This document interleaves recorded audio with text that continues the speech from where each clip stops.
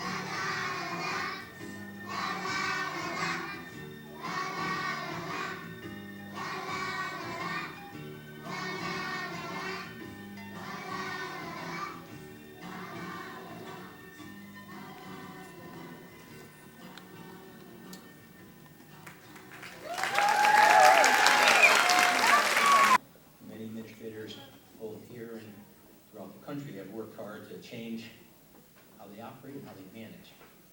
However, Dr. Mayo's long history in New Haven public schools has always been one of collaboration. Before it was hip or in style to do so. I'm so sorry. For us veterans here in New Haven, I see quite a few of us out there in the school system, we remember the tumultuous time period he took over, when he took over as superintendent. Reggie came in, steadied the waters, brought people together, perhaps his greatest strength, and within both the school system and the community, guided us out of the difficult time.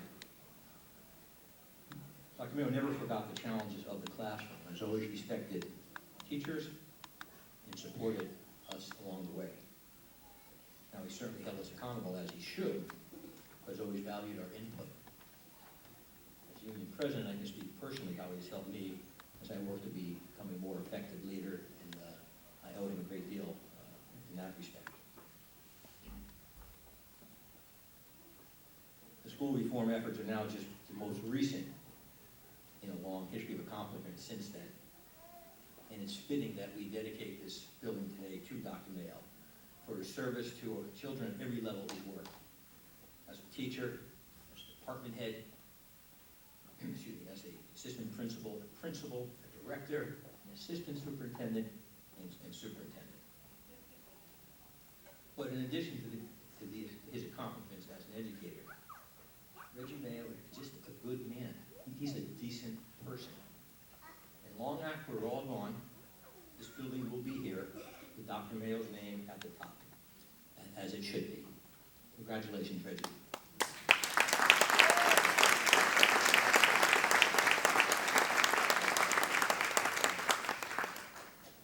And now we will continue with the President of School Administrators Union, Ms. Cheryl Brown.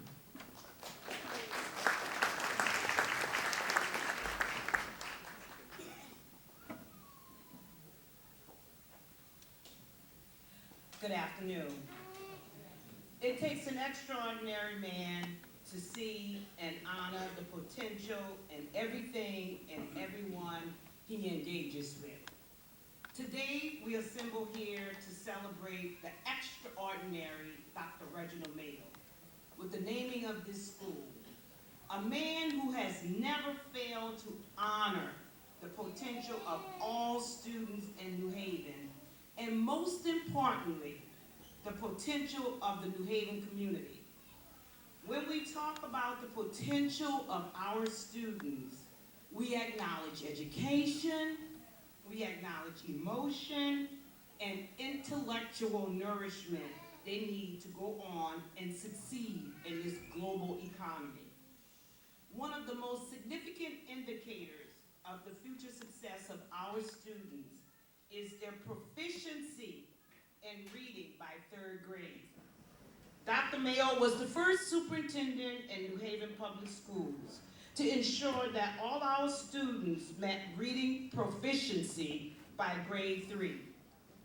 He is not only an exceptional and a motivated advocate for reading in New Haven Public Schools, but he's also an accomplished one, ensuring that results and progress, as we saw when CMT scores climbed under his tenure. When we talk about the potential of students, we discuss this environment in which learning occurs and how this environment impacts our children's ability to focus and to grow.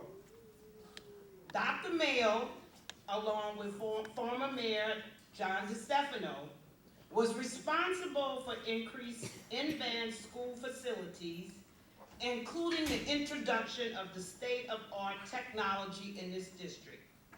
The world and the way in which we all communicate is rapidly evolving, and Dr. Mayo has guaranteed that our district and the children in New Haven won't be left behind. They said that the tenure of a superintendent, according to national research, is 1.5 years. Dr. Mayo, never wanted to be anything less than extraordinary, has surpassed the average by more than 20 years in his tenure serving New Haven Public Schools. His employees, his peers, and the children in his district have been extremely fortunate to experience the fruits of his legacy. Today, his legacy will be set in stone by naming his school after Dr. Reginald Mayo. Congratulations. We know we have wonderful teachers here, and they also need materials. They need the things to help children grow and learn. And that's why, on behalf of United Way and our women's leadership group, which is called Women United, I'm happy to announce today that we are going to launch an effort to raise the money to specifically buy all of the books that are needed for the library here at the Dr. Mayo School.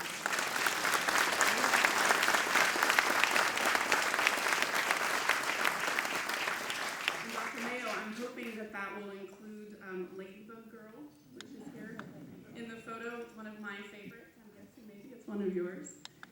We are so excited about this effort. I think this is a representation of what this community is best at, which is seeing a need and coming together and making it happen on the behalf of children.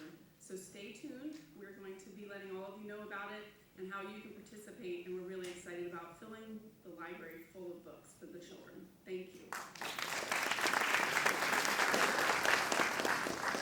Good afternoon. Good afternoon. So we dedicate today a building that in itself is all about the transition of students. The transition of students from their homes into the education system. Something that this school system has been dedicated to for many years. That's obviously striking to me. We are in the midst of our own transition. I come to you straight from Gateway Center, where I was cleaning out the office dock, getting it ready for your arrival. And I will say, as I've done that, there's a big pin board that Doc knows well that's full of things on the back side. And I've been making decisions about what to leave up and what to take down. Some of the quotes and poems that I've taken inspiration for, I'm certainly taking with me. Mary's Oliver, A Summer Day, What Will You Do with Your One Wild and Precious Life? Teddy Roosevelt's Man in the Arena, It's Not the Critic Who Counts. There are some shiny shoes that someone gave me along the way, Doc. They're sort of over shiny. I think I'm probably going to throw those out. Yeah, I did okay today. I did okay. It took a while, man. Who has time for that? At the center of my pin board over the last few years has been an op-ed that Doc wrote in the New Haven Register when Doc and Mayor Stefano announced New Haven Promise. It is How a College Degree Saved My Life. And it's a story of Doc's childhood, his upbringing, his path to education, and ultimately his dedication to education. And his hope and aspiration for all the students of this city that they may also go to college, that they may also secure the kind of future that he did, moving from the projects of Norfolk, Virginia, to the exalted seats of education here in the city and around the state, and dare I say it, around the nation. So I like to think that what we are dedicating here today is those deep personal values that are reflected in that op-ed and have been reflected from the first moments when I met Doc, and I think all of us have sensed in this room. I will never forget sitting across the desk from him when I was considering assistant superintendent job here in New Haven, and feeling that intuition and that personal connection reach across the desk to me. And to understand what was it that made me tick, what mattered to me, what could I do, and most of all, how could I help students here in New Haven, which has been his abiding passion. So it is that wisdom, it is that insight, it is that practical commitment to results for students and changing their lives. It is that political sense that is the noblest sense of political, making things possible in the public sphere for those who need it most, our children, and particularly our youngest children. It is that deep understanding of people that I felt extended to me, and that again, I suspect everyone in this room has felt. Those are the things that I think we dedicate most of all today in affixing Dr. Mayo's name to this building. So the bricks and mortar will bear your name, Doc. And it's, to borrow a phrase, and a phrase that I shared at his first retirement, it is altogether fitting and proper that we do this. But truly, in a larger sense, what matters most is our dedication to the unfinished work ahead of us. This building was conceived when Doc was superintendent. Mayor Steph and I cooked up the plan to name it after him in my early months. It's been completed under Mayor Harp's leadership with me. But I want to reiterate something that Doc said the other night at the Board of Education. There is much good work that has been accomplished in the New Haven Public Schools, and there is much important work ahead of us. That was true when he became superintendent 20 plus years ago. It was true when I came as assistant superintendent. It was true when I became superintendent. And yes, it is true today as Doc takes on the interim role, and it will be true in the coming months when our mutual successor steps into this seat. So here in this center, we have a beautiful building. We have a great principal, Ms. Moncavo. Can we give her a round of applause?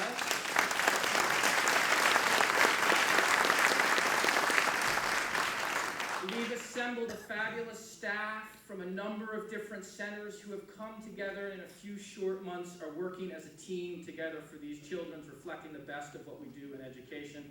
Thank you to the teachers and the staff who are here today.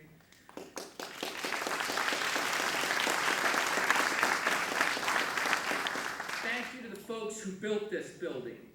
Ken Borenson Associates, the architects. Giordano Construction, who built it. Gilbane, for making the construction happen. Our neighbors in this community, who have tolerated us and worked with us and made for a better building and a better community connection in the end. To the legislators who provided the resources for this. I see Tony Walker here from the States. To our local alders, I see Al Palillo in the back. For other alders, raise your hand. To the Board of Education, who supports our work in providing these kinds of resources for students. I see Darnell Goldson here. I see Dr. Ed Joyner. I think I saw Alicia Carabello come in the back. Carlos Torre in the front. And to all of the leaders and the parts of this community who each plays their role to ensure that we can start students on a lifelong journey of learning, as we saw at the front. And I thank that, and I celebrate that work, and this dedication is partially a thank you to all those folks, but again, I hope it is a dedication to the unfinished work ahead of us. I hope it is a dedication to enhancing play-based learning in our earliest classrooms here and around the district. I think there is work to do to make sure that we do that. I hope it is a commitment to trauma-informed instruction that builds the resiliency of our students and incorporates that into their education. I hope, too, Doc, that there's a commitment to integrated classrooms in this building, so that it's not just Head Start students who are here, but that we welcome integrated classrooms as we've seen with such power at our magnet schools around the district, and that we do the difficult work of figuring out how do we integrate funding and how do we work with all the different regulators who want to tell us what to do, right, Doc? And work together across the differences of our community in order to enhance the education. So again, I hope this is a dedication of brick and mortar, but I hope most of all is a dedication to the unfinished work ahead of us. Doc, I want to thank you for preparing me for my work in the arena, and I want to welcome you back to it, man. You ready? To the rest of you and to the rest of us, I ask you to support Dr. Mayo's work, to support the work of our mutual successor when he comes. Help them, support them, work across differences of background and ideas to take on that unfinished work. Because that is the only way that this city will continue and this education system will continue to rise. What I know, and I see Dr. Comer here, I believe what is best for young children is also best for systems. If the environment is positive and thoughtful, if students and systems have love and structure, an opportunity to play and to explore and to make mistakes and have successes, they will rise. Students will rise, those young students will rise, and we will continue to rise as a district. Thank you very much.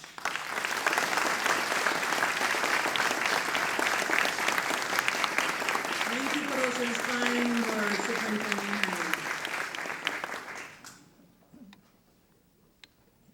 And now I'm going to take this opportunity and call to the podium our mayor, Mayor Harper. Thank you, Ms. Montala. I thought that I wasn't going to be able to come today, so I get to see your gorgeous and beautiful school. Can we hear it for her again? She is phenomenal. And Tomas Reyes was going to give my remarks. Can we hear it for him? Because, look, I want to recognize, of course, Dr. Reginald Mayo, the school board members who are here, our Senator Richard Blumenthal, our former mayor, Mayor DeStefano. I want to recognize the delegation as well. Oftentimes, the New Haven delegation really doesn't get the kind of recognition that it needs, but as you know, for most of these facilities, the state pays 80% or more. It's going to be less in the future, but you know, it wouldn't happen without them. So thank you, Representative. It is my good fortune to be among all of you for the dedication of this highly anticipated, beautiful new school. It is all the more pleasing to know the man largely responsible for so many new and renovated schools in New Haven is the namesake for this one. There is no other city in America that has more new schools proportionately than New Haven. And that was because of the vision of Dr. Reginald Mayo. And I know you're going to clap for him, but it was a phenomenal vision. Throughout his career with New Haven Public Schools, including 20 years as district superintendent, Dr. Mayo established a reputation for his repeated assertion regarding early childhood. He knew before the science that young people's brains develop early and that they can do things earlier than we had initially thought. The mandatory age for school in Connecticut for many years was 7 years old. And yet we know that that brain is growing almost from even before they are born. But Dr. Mayo knew that. And he also knew how to get the support to have a beautiful facility like this one. He learned and came to know very well, and then was determined to teach everyone in the district how the key to a successful start in kindergarten begins before kindergarten. Dr. Mayo helped New Haven realize how much brain development occurs in the child between birth and 5 years of age, and how that period of dramatic brain development represents what is literally a once-in-a-lifetime opportunity for learning that must not be wasted. In that regard, there could be no more suitable school to wear the name Dr. Mayo Early Learning School, with its dedicated mission to prepare young students for the start of their formal education in kindergarten. During Dr. Mayo's tenure as superintendent, he also successfully administered a vigorous district-wide school construction and renovation plan to yield many beautiful buildings now in service. This was an ambitious, long-term collaborative effort requiring a great deal of patience, perseverance, and, as I said before, state assistance. Dr. Mayo worked with the then mayor, John DeStefano, as I said before, the city's legislative delegation, and the Board of Alders to deliver the funding and make this vision a reality. Thank you, Al Paolillo, for being here. It is really critically important. He's going to go to the state and in a bit and be lobbying on our behalf so that we have maybe 3 more schools out. Maybe you can help us get those done, and I think there's one on the east side. So all we can do is to thank Dr. Mayo for doing what no other superintendent in America did during their tenure. Using his personal drive, his relationships, his understanding of education and the importance to young people, and the importance to the future, frankly, of this town. Not only did he understand early childhood, but he also understood how important it was for young people to go to college. And I believe that we are the only promised city in this state as we speak, so that children can get an early education and a promise for an ongoing education, so they will come back here and be contributing members of our community. Thank you for that foresight. This is something that you absolutely deserve, and we are so pleased that you came to this community to do your work on behalf of so many, not just during your tenure and not during your interim, but it really respects a commitment to the future of this community. Thank you so much, Dr. Mayo, and congratulations.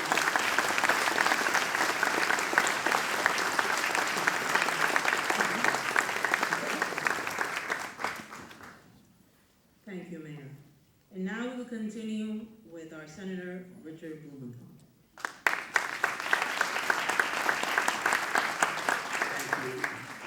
Thank you very, very much for giving me the opportunity to celebrate with you really a monumental step for New Haven, for our state, for our country. The importance of early childhood education and learning is something that, you're right, Mayor, New Haven has pioneered. Of course, Dr. Mayo has been in the lead of it, and there's so many people to thank in this audience. In fact, you know, there's an old saying that you should not name names, because the ones that you mention will not remember, and the ones that you fail to mention will never forget. So I'm not going to repeat the list that Garth has just given you, the architect, the staff, the faculty, 2 great mayors, and 2 great superintendents. But I would like to cite Dr. Mayo's family for their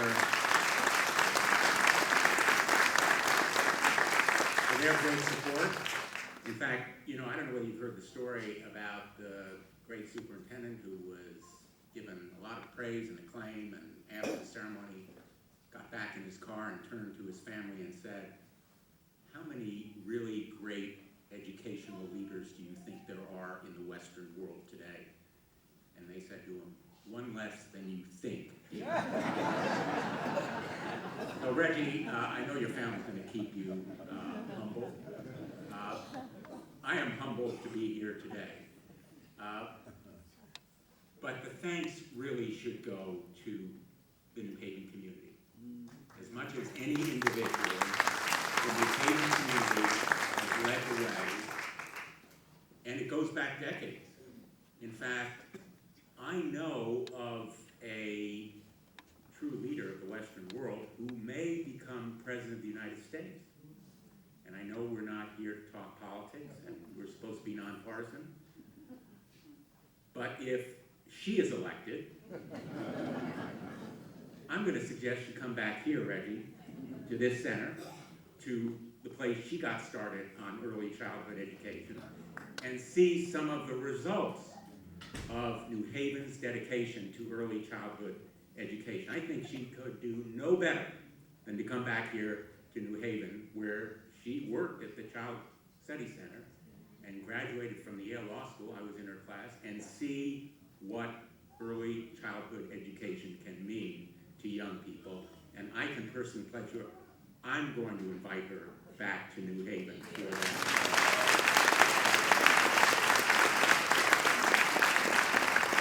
I'd be happy to yield, if we get those young people who were singing earlier, I'd be happy to yield the rest of my time to them. But I just want to close by saying, I think it was Colin Powell who said that our children are 40% of our population, but they're 100% of our future. Early childhood education is maybe a fraction of a person's lifetime, but it is a preeminent part of every person's future. The studies tell us how much it matters, but we know as parents how critical it is. And to have an early childhood education center named after you, especially when it's deserved, it doesn't get any better. It is a monument and a message to the future about how education can matter and make a difference in people's lives. And so, Dr. Mayo, we salute you, we thank you, and I personally am going to come back here, hopefully, with the next President of the United States one of these days, so we can celebrate education and early childhood education. Thank you so much.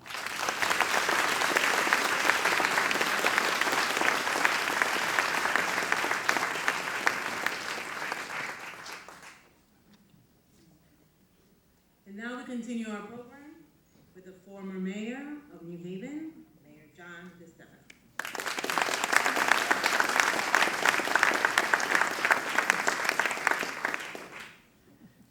I figure I've attended 41 school construction ribbon cuttings since 1998. However, the 44 projects in the program, this one is particularly noteworthy. You see only 2 of the projects where we went to a ribbon cutting had a circumstance of where the name holder was alive.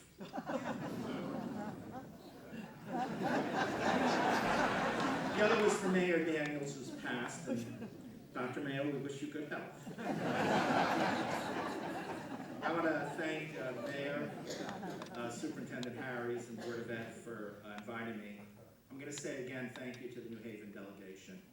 This truly would not have been possible without their passionate support. They took a lot of stuff for it, but New Haven kids have the best classrooms, the best labs, the best athletic facilities, and equipment in the state of Connecticut, and they deserve it. I do want to acknowledge Ken, stand up. Ken's designed 5 schools in New Haven. He's a New Haven business owner, great job. The Giordano company's out of Branford. Vin, stand up. They built 8 of our schools. I do want to thank Will Clark and the school construction team, Bill Bain, you guys have been here 20 years. Thank you. Myrna? All right, you got it. And Patsy, God bless you. You gave him, you and the boys, and Lisa gave him to us, and just let us have him. Thank you for all that you did.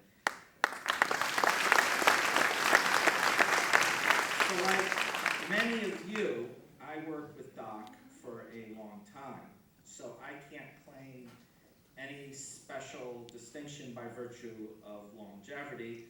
But for all of us, I don't think longevity in relationships with Reggie is a rare thing. I cannot think of a friend Reggie ever made and then lost. Reggie always understood the importance of relationships, of working at them, of nurturing them, of seeing that they were reciprocal. It's a trait that served him well. I wish I had learned it earlier in life. And I wanted to talk about a couple of Reggie's lessons. At his core, Doc has always been a teacher. And just as the act of teaching is core to the academic and social development of our kids, so has teaching been central to what Reggie Mayo is. We know this in our own school district. Without good teaching, everything else pales in comparison. Doc has been a teacher by the example he's led, the example of his leadership, a great temperament, his willingness to try new things, to delegate to his subordinates. Doc has been a one-man PhD course for any of us who cared to watch him. In fact, even today, perhaps especially today, his lessons of leadership are well worth us recalling and rededicating ourselves to. So I'd like to mention three big lessons that Reggie taught me. First, stay in your lane. From the outset of our work together, Reggie Mayo made it clear to me that he was superintendent and I was not. He pointed out that while he welcomed my advice, but if what I wanted was to appoint principals or determine who got what contracts or make final curriculum decisions, that I needed to get the school board to make me superintendent instead of him. So I stayed in my lane, and I followed the golden rule on this, to treat others as you want to be treated. I did have some ideas, and I did want Doc to hear me, so there wasn't a school board member who was appointed for 20 years that didn't get Doc's opinion heard by me. It's a two-way street. And in time, I came to count on him for a lot of other opinions on city matters, which leads me to the second lesson. Doc taught me that I doesn't get things done. We get things done. Now, this was very hard for me because I have a very high opinion of myself. I always have. But I was the only boy. But Doc showed all of us that it's only through collaborative, supportive, respectful, criticizing teamwork that we get things done. And we are here to get things done. Doc always reminded me that the adults were here for the kids, not the other way around. And that when adults are about personal agendas or ego or disrespecting each other, that these behaviors are ultimately attacks on our kids, not each other. Trust me, Doc and I disagreed, but we did it in a way not to distract us or anyone else from the mission we were about, our kids. So finally, Doc taught me and reminded me every day what we are about. The third thing, kids. These kids. These amazing, at times funny, at times frustrating, so smart on the one hand and so thick on the other. Believe me, I know this. I had two of them, West Hills and Wilbercross. We must always be about these kids. And what does that mean? At a minimum, it means the moment we get confused about the lessons of staying in our lane, the lesson of we and not I, when we disagree, not becoming a distraction to everybody else, the moment we lose focus on those lessons, then we fail to reach for the stars for these kids, standing on our shoulders, just as all of us reached for the stars, standing on someone else's shoulders. If we ever get confused about that, we need to get out. One last thing. I have every reason to be grateful about so many things in my life. Although as Doc can testify from last Saturday at this time, when we were at Racebrook, playing he could roll to golf is not one of them. I'm still his student in some things. Anyways, I have much to be grateful for with Kathy and the boys and my family, the city, the work I do now. In the end, I am so grateful to have had Reggie Mayo in my life and as my friend. Taking the time to understand one another, to support one another, to work together to make our place a better place has been what Reggie's been about for all of us, and each and every one of us in this room know that. And his legacy isn't this building. His legacy is the thousands and thousands of us, mostly public school students, who each and every day have been made a little bit smarter, a little more patient, a little more compassionate, and such great citizens all working on behalf of one another. The honor of the building, while meaningful and significant, doesn't stand in comparison to the lives or people our friend Reggie Mayo has touched and made whole. Who better could we have ever hoped for a superintendent or a friend in any of our lives? Thank you for letting me say a few words.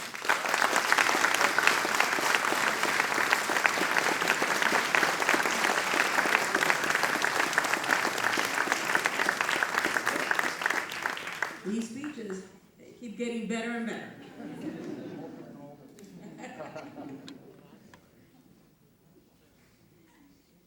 So, it has come to that moment, right? The Dr. Mayo moment.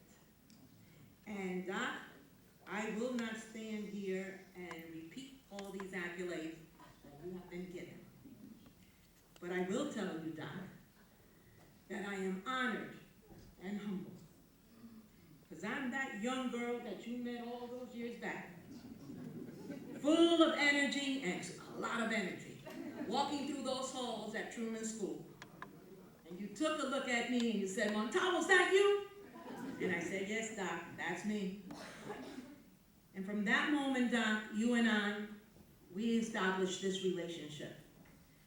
A relationship where I followed you, I learned from you, I learned to love you and honor you. In those days, Doc, I never in my wildest dreams thought that I would be standing here today in a school with your name, with the children that you and I sat in your office one afternoon, and you said, "Montalvo," looking through those big, long windows, and you gave me the speech about how you arrived at New Haven and how you became that superintendent. And I told you my story, and then we talked about children. And you knew, Doc, my passion for early childhood. And in that passion, Doc, we arrived here today. Your dream, the community's dream, our dream. I can't believe that today, Doc, we were able to achieve your dream, to have one of the biggest early childhood schools in the state. And that here, in these four walls, in this moment, we impact so many children. So, Doc, I am humbled and I am honored that I am the one to say to this crowd, and now, ladies and gentlemen, I introduce to you my Doc, Dr. Mayo.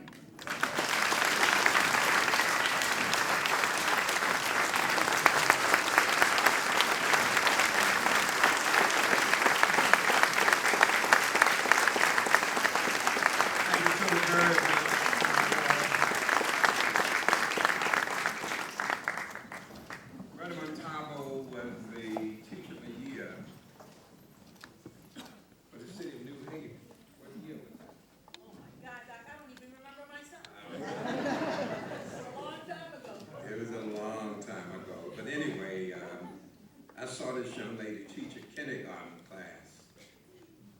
was so impressed, and later Pacini, chief of staff, was with me, and at that point later decided this was going to be our teacher of the year. And of course, she has not let us down. I'm certainly proud that you're the one to take the helm over here to get this off the ground.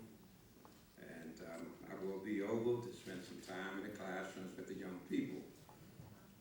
Mayor Hop, you will have to join me when we come to visit the little ones. John and Stefano used to come and play with the little kids. They'd be all over, so. But I have to admit this one. So, thank all of you for showing up today. A lot of people didn't get invitations, so you were special. As you can see, there were that many people. So, when you see them, just tell them we had a good time. We're going to eat after this, and we're going to have a good time over the tent that's over in the back, okay? I want to thank you guys, okay, Benny, Bob, Will Clark, the good work that you did. Ken Morrison, I can't say enough about you. Ken Morrison was the architect for this building. And of course, he had to change it a couple of times because of, you know who? Oh my God, I'll tell you. I thought about people that have touched me over the years. And this week I thought about my mother a lot. And I was born in Richmond. My father became ill when I was probably about 1, and then never recovered. So my mother raised my brother, my older sister, and me. And she did it with public assistance. Not only did she do it with public assistance, we lived in the projects, public housing, from my early childhood days to early adolescence. My mother was an 8th grade dropout, but she's a woman who had great character and integrity. I don't know how she made it. That lady could stretch a dollar. I mean, just kept stretching a dollar. And of course, we were fed and clothed. And always rounded up with plenty of toys under the Christmas tree at Christmas. She was a lady who insisted that we not lie, that we not steal, and that we all take pride in the home we lived in, and on Saturdays we would have to deep clean the house. She would put liquid wax on the floor, and we would take sweaters and just shine that floor, shine the floor. So we took pride in the fact that we had to clean this house in the projects. The rule that I hated probably most of all was that teachers are never wrong. I don't care what I did, I tried to tell her I didn't do it. Teachers always right, always right. My mother always believed you speak to people, whether you like them or not. Speak to them. So when I'm speaking to you, don't think I don't like you. I like all of you. But that's the way she was. Even if you don't like them, speak to them anyway. Speaking doesn't hurt anyone. And she had all of these rules, what you do, don't do, what you do. And of course, I challenged her more than my siblings. And therefore, I won the game. The game of having more spankings. But my mother certainly helped me, taught me, and taught me the kinds of things that I needed about school and the importance of it. And I know that she's up there somewhere now, but smiling. That's my baby. That's my baby. The other impact people in my life, one was a high school assistant principal. As a sophomore, I started acting up in classes and got sent to the office. Got sent to the office 1 time, 3 times in 1 month. And this guy was an old serviceman, had a career in service, and somehow wound up as the assistant principal at Armstrong High School in Richmond, Virginia. And the guy just looked at me that 3rd time and said, if you come back, not believe the guy. I finished my sophomore year, my junior year. And then there was Mrs. Pleasance, who just took a liking to me. She was a mentor. She was determined that I was going to be somebody. She was determined that I was going on to college. And of course, she didn't rest until she completed her mission. I started in the school system as a teacher here in New Haven 50 years ago. And whether as a teacher, administrator, or superintendent, I felt in my heart that I made the right choice to be an educator and have been inspired by the students and parents of the New Haven Public Schools. This district has made progress, and I'm reminded of the extraordinary teachers, school leaders, administrators, and board members who have poured their hearts and soul into making New Haven Public Schools the best that they can be. I could not have asked for a more visionary partner than former Mayor John DeStefano. And I thank the mayor for his support, the superintendent, his leadership, and his friendship during my tenure as superintendent. And certainly, Mayor, I look for the same kind of support, excitement that you have for this city, for this school district. We work together with our board, with the teachers, and we make this even better than what it is. Got it.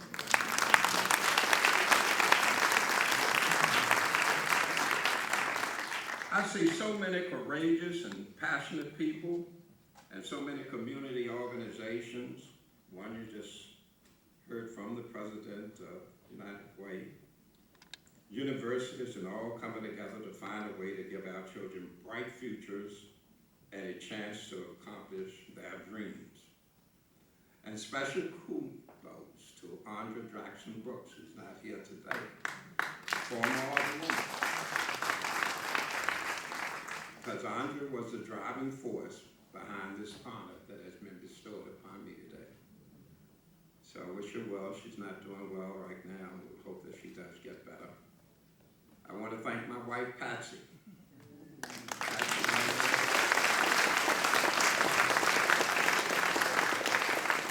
My son, Reggie Jr. His son, Reggie III. No Reggie the fourth. Sean, who is my baby boy, and the late, and my daughter, the late Lisa Tenney, and certainly my 4 grandkids that are all boys. All boys.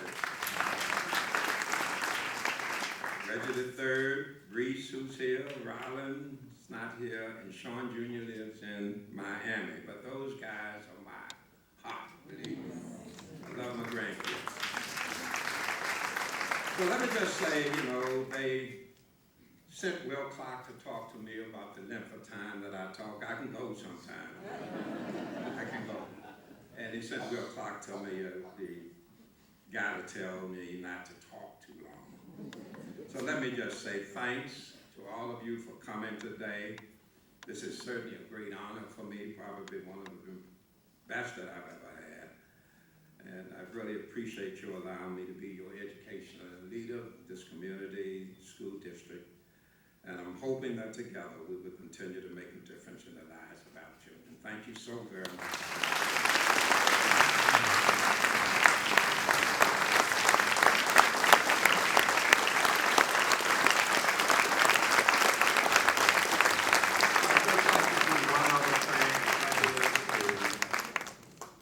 Thank our Harris for what he's done here in the city of New Haven for the young people. Golf came in to do our school change project. And we met, and yeah, he's looking pretty good. Shoes don't look too bad today. But anyway, Golf did a great job in putting the pieces together for that. He worked himself to death really at first year. We had surveyed sharing of our schools. And I just want to say thanks. The survey part, I didn't want him to have staff to do a survey on me, but he insisted. Came out pretty good. You must have twisted some arms. But it came out pretty good. Doc, I wish you the best wherever you go. And I'm sure we will cross paths somewhere. You're not leaving the country. I'll be very nice.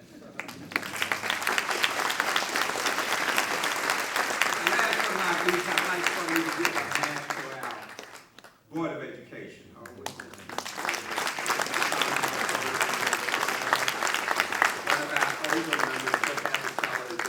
Any other board members here? Okay, Dr. Carlos, sorry, yeah, there's been a board member for many, many years with me. Alicia. And Mike Nash is in the back. Okay, Mike, raise your hand. All right, thank you so very much.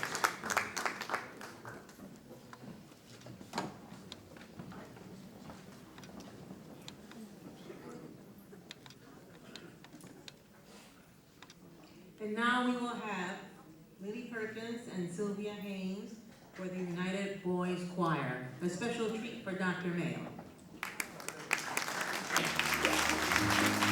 On behalf of the family over the years and in case myself and the boys, these two young men have come with the lyrics of this song dedicated to you.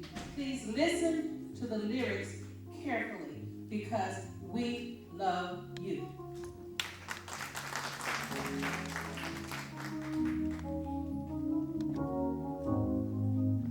For all those times you stood by me, for all the truth that you made me see, for all the joy you brought to my life, for all the wrongs that you made right, for every dream you made come true, for all the love I found in you, I'll be forever thankful to you.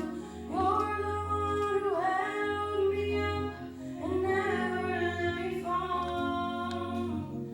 You're the one who saw me through it all. You were my strength when I was weak. You were my voice when I couldn't speak. You were my eyes when I couldn't see. You saw the best there was in me, lifted me up when I couldn't reach. You gave me faith that you believe. I'm everything I am because you loved me. You gave me wings and made me fly. You touched my hand, I can touch the sky. I lost my faith, you gave it back to me. You said no star was out of reach. You stood by me in life and told I had your love, I had it all. And I'll be forever thankful to you. Maybe I don't know that much, but I know this much is true. I was blessed because I was loved by you. You were my strength when I was weak. You were my voice when I couldn't speak. You were my eyes when I couldn't see. You saw the best there was in me, lifted me up when I couldn't reach. You gave me faith that you believe. I'm everything I am because you love me. I'm everything I am because you love me. I'm everything I am because you love me.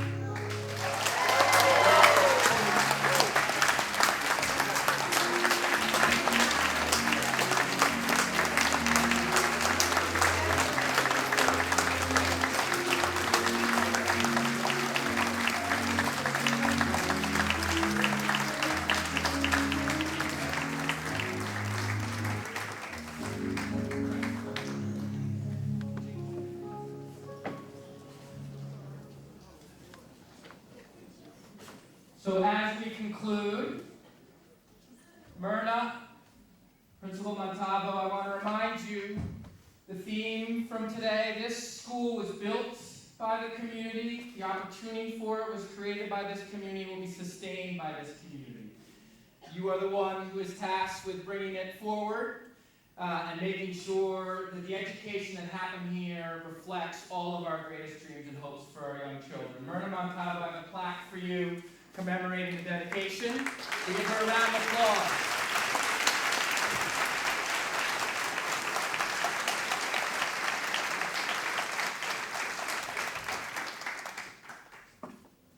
And then I'd ask all of us to stand as I ask him to come forward and cut the ribbon. Reginald Mayo, Dr. Reginald Mayo. Please join us in cutting this ribbon to open this school.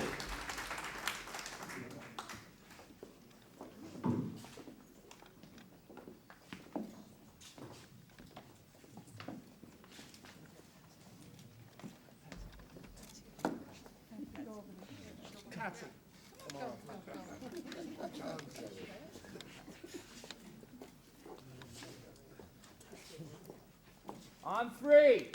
1, 2, 3.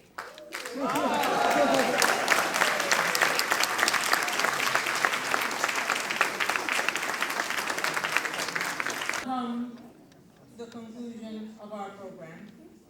We would like you to know that outside we have tents for you with surprises, with food, and a couple of things for the children. Also available, right after this presentation, we have tours from our school with our teachers if you would like to take a tour. On behalf of the staff of the Dr. Reginald Mayo Early Childhood School, on behalf of our parents and our children, we say to you, thank you.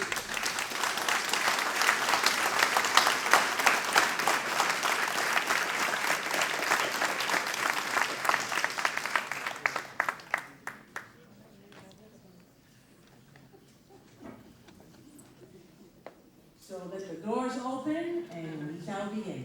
Thank you.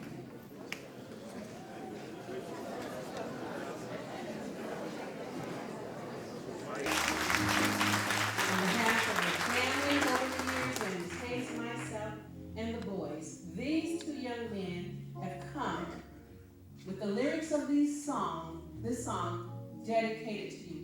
Please listen to the lyrics carefully because we love you.